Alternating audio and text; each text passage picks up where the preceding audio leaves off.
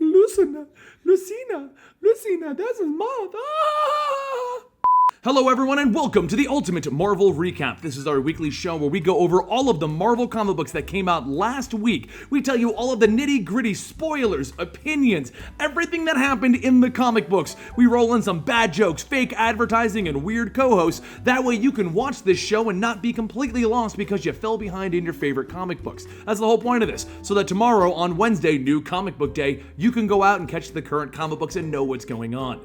Now we're going to start the show with Captain America Steve Rogers, number 13. Now, if you are unaware of what's been going on with Captain America Steve Rogers, over the course of the last year, basically, he's had his entire history altered by a universe-changing event, which has now made him a Hydra agent. He's no longer the true and blue American hero, he's now secretly a Hydra agent, but still working for supposedly the good guys. He's undercover as a Hydra agent.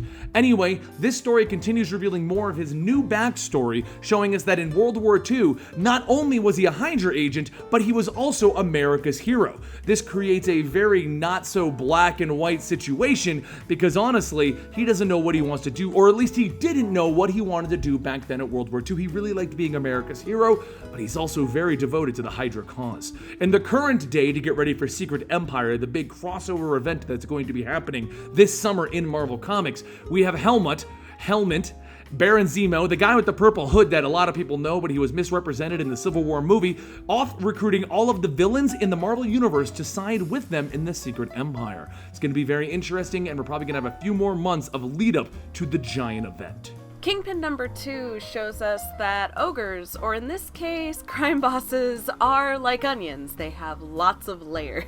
And Kingpin has them all, including some that are a little bit rotten, as we can see in his interaction with Tombstone at the charity ball, and others which are quite sweet, as we see an uncharacteristic and very empathetic scene with Kingpin at a children's hospital. But despite Kingpin's more sensitive sensibilities, writer Sarah Dewey still senses that things are a little bit off, a feeling that is very much compounded when she arrives home to find Daredevil waiting for her. Over in Old Man Logan number 19, Logan is currently frantic trying to find where he left Baby Hulk. He's trying to go back to save him and finally discover what he did with him after he left him behind in the wastelands. But with every superhero shunning him and pushing him to the side, he eventually decides to go rogue, slashing his way through a maximum security prison, defeating Miles Morales and forcing Amadeus to do his bidding. But you know what's a more serious problem than Logan slashing up a maximum security prison? The number of web slingers in our amazing city right now.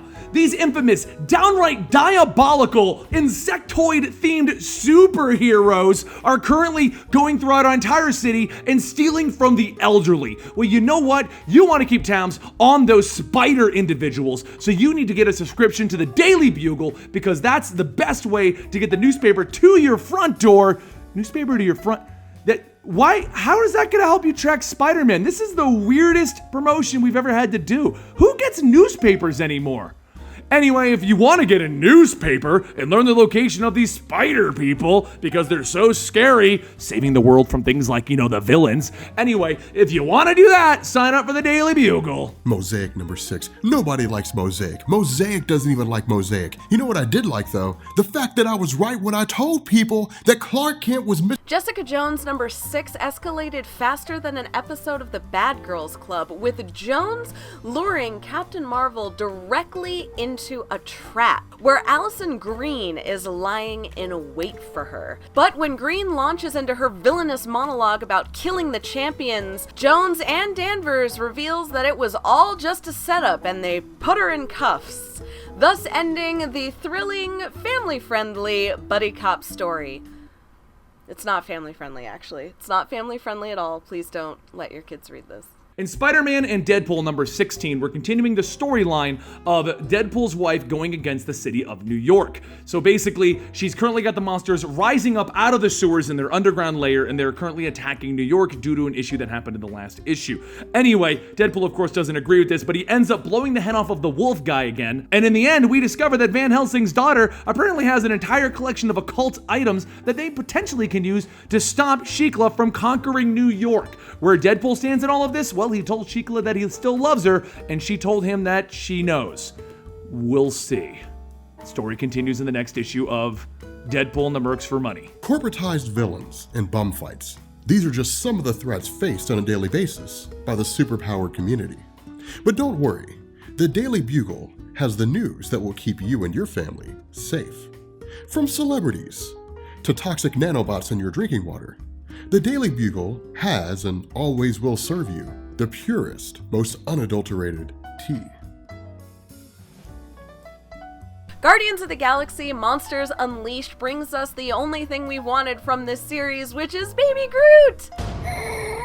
Oh, I love Baby Groot so much, he's so cute! But no matter how cute he is, it does not detract from the horrifying tale that he introduces to us about a creature from his home planet that burns and devours everything around it, which is now rampaging on Earth. In one terrifying moment, it scoops up Groot in its jaws and consumes him, but with the help of his very trusty pal Rocket, Groot escapes and defeats the beast. To paraphrase the comedian Colin Quinn, these days, the X-Men titles are like ketchup. It takes forever for anything to come out, and when it does, hardly anything comes out at all. And Humans vs. X-Men is no different. Issue number 6 concludes with nothing happening, and it is not amazing. Over in Marvel's Doctor Who, Silver Surfer number 9, Silver Surfer and Dawn Greenwood continue their journey throughout the entire universe, just learning about various things going on. And as they go through this, they discover a world which is entirely based around holograms.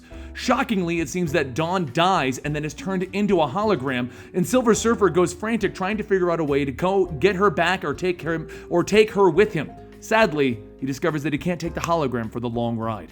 And that brings us to the conclusion of all of the core issues that came out last week in Marvel. Now we're going to move on to the honorable mentions. These are basically issues where nothing substantial happened or everyone on the show really isn't following that tightly, but we still want to let you know what happened in case you happen to be following these storylines. So starting off the honorable mentions section, we're going to be talking about Clone Conspiracy Omega. Now this actually came out last week, but with it being the conclusion to Clone Conspiracy, we did want to let you guys know what happened in it. Now, Clone Conspiracy Omega kicks off with the aftermath of Parker Industries' failure and the rampage of the Jackal. Families who once lost their loved ones have now lost them twicefold, and the city is mourning, washed in infection and tragedy with the blame piling up, and it's almost entirely on Parker's shoulders. With the Jackal at large, Spider-Man is desperate for redemption, a wish granted by Kingpin in the form of a USB drive with all of the information that Parker needs to track down his greatest enemy, Osborn. And this is going to kick up the next segment of the Spider-Man story arcs, in which we're finally going to find out what's happened to Norman Osborn. Over in Nova, Sam goes on a date with Lena, beats up some bullies, while Rich Rider runs into his ex-flame, Glamora. Yes, that's how she wrote it in here, but we all know it's actually Gamora. Like unsupervised children usually do, Kaylin ends up playing with very dangerous equipment, old Nova helmets that they found, and she ends up being plagued by a monster. Over in Bullseye number 2, Bullseye saves a horrible man's son from a horrible drug cartel. The end. And over in Unbeatable Squirrel Girl number 18, Squirrel Girl and Chipmunk Hunk meet their new sponsor who washes them in money and mystery. Now I hope you guys enjoyed this week of Ultimate Marvel Recap. You guys had a good idea that we not call it the Ultimate Marvel Recap, because while I think that's a great name, the Ultimate Recap, you guys did bring up a good point. We're calling it Ultimate Marvel and people assume that means the Ultimate Line, so we're probably going to call it something else this week. Anyway, I thank you guys for enjoying this. If you did enjoy Caitlin's presentation, go check out her channel. Don't forget about Rob and his unique way of bringing you these recaps. And as always, we are following the comments down below to improve this show based upon what you guys want from it. As far as the fake ads go, you guys are currently kind of divided on that. Half of you love them, half of you hate them. So we're probably going to keep them in there because honestly, eventually real ads will be spliced in between everything. That's just kind of the way YouTube goes, guys. But anyway, I hope you guys enjoyed this. You can always chat with all of us on Twitter. I'm at Comicstorian, he is at Comics Explained, and she is at That Sea Monster, and we will see you guys right here next week.